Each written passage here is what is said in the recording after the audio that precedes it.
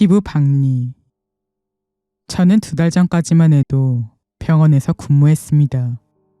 병원이란 곳은 아무래도 식사 제한이나 뭐 그런 것들이 상당히 엄격한 편이거든요. 당뇨병 환자 같은 경우는 특히 말이죠. 가족들이 보내준 음식이나 매점에서 산 것도 먹으면 안 되는데 역시 환자도 사람인 이상 배가 고파지기 마련입니다. 그런데 병원 밥은 간도 싱겁고 또 적고 굶어 죽을 정도는 아니지만 먹어도 배가 별로 안 부릅니다. 당뇨병과 치매 증상으로 입원해 계시던 이마희 씨라는 할아버지도 딱 그런 분이셨습니다.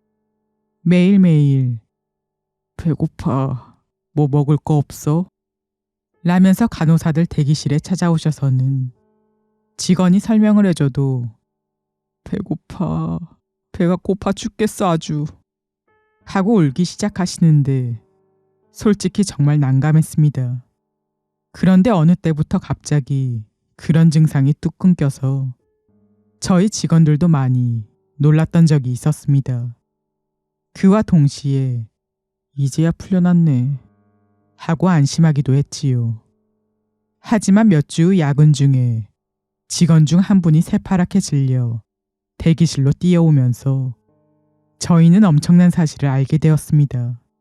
이마희 씨가 산호 씨의 팔을 황급히 용태를 보러 가자 줄곧 누워 계셨던 환자분의 팔 피부가 찢어져 있었습니다. 그리고 그 옆에는 피부 조각을 핥고 있는 이마희 씨가 계셨죠. 어쩐지 요새 환자분들의 피부 박리 증상이 많다 싶긴 했지요. 하지만 피부 박리는 솔직히 매일같이 있는 일이라 그다지 신경 쓰지 않고 있었거든요. 그런데 사실은 배고픔을 견디지 못한 이마희 씨가 다른 환자들 피부를 조금씩 벗겨서 긁힌 상처 정도의 크기, 그걸 먹고 있었던 거였습니다. 그 행동의 섬뜩함과 피부를 핥으면서 배고파, 배고파 하고 중얼거리는 이마희 씨가 내심 정말 무서웠습니다. 부장님들한테 보고를 올리니 역시나 문제시되었고 그 후 이마희 씨는 다른 병원으로 이송되어 반년쯤 뒤에 돌아가셨다고 들었습니다. 음침한 분위기의 회사. 3년 전에 컴퓨터 쪽 일로 작은 여행사에 파견을 갔다. 격리와 업무 담당 여성 2에 영업직 남성 1명, 그리고 여성 사장이 다인 정말 작은 회사였다. 내 직업은 시스템을 짜거나 서버를 구축하는 여행 업무와는 관련이 없는 일이었다.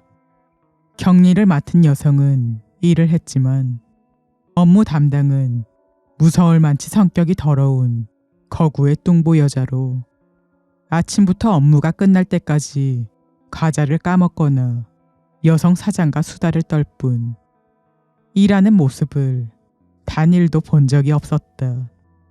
또 영업을 맡은 남자는 도대체 뭘 하는지 잘 알 수가 없었고 말이다. 무엇보다 기분이 나빴던 건 여행사인데 여행 목적의 손님이 오지 않는다는 점.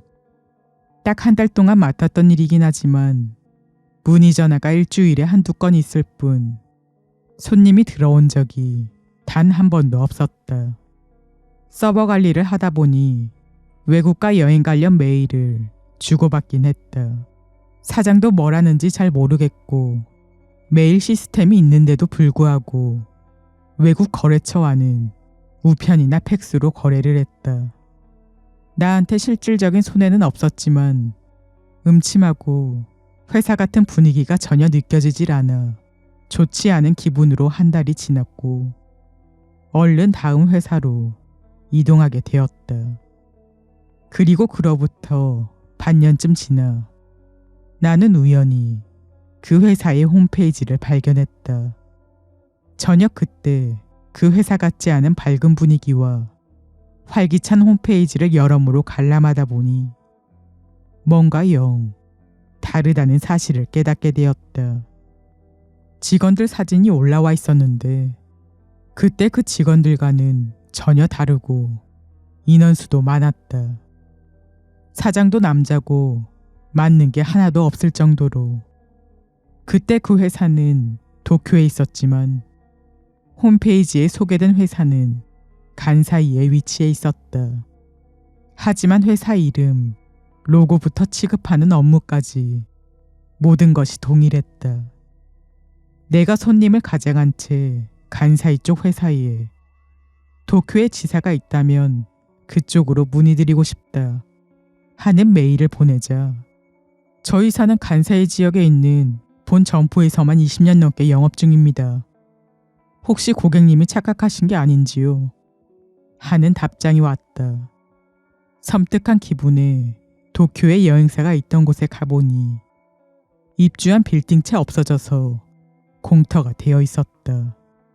내가 한 달 동안 다녔던 그 여행사는 도대체 뭐였지?